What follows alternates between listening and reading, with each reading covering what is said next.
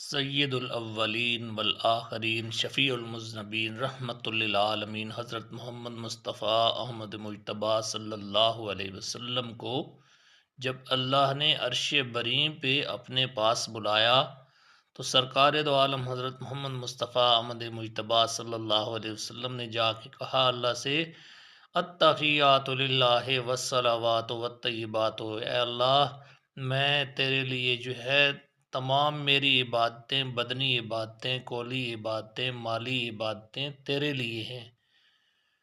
التحیات للہ والصلوات والطیبات، تو اللہ رب العزت نے ان کے جواب میں کہا، السلام علیک ایہا النبی ورحمۃ اللہ وبرکاتہ،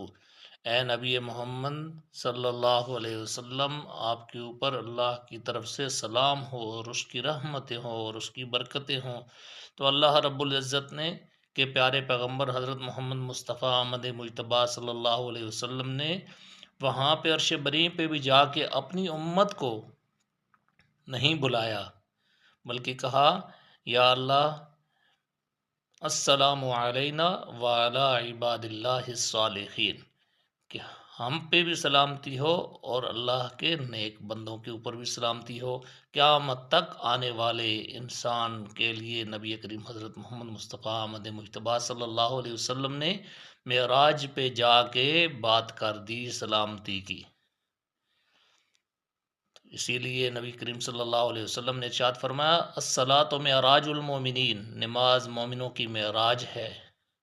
الصلاۃ عماد الدین، نماز دین کا ستون ہے، کیونکہ یہ نماز، یہ راز و نیاز کی باتیں وہیں پہ معراج پہ بلا کے اللہ رب العزت نے عنایت کی ہیں سرکار کو۔ تو ہمیں بھی چاہیے کہ ہم اللہ کی عبادت کریں اور حضرت محمد مصطفیٰ احمد مجتبیٰ صلی اللہ علیہ وسلم کے بتائے ہوئے نورانی طریقے کے مطابق عبادت کریں، اور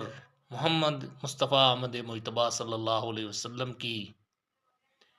اداؤں نواؤں پہ مر مٹیں، اور عشق کا تقاضا بھی یہی ہے، اور معراج کا پیغام بھی یہی ہے میرا قوم کے لیے۔ وآخر دعوانا ان الحمد للہ رب العالمین۔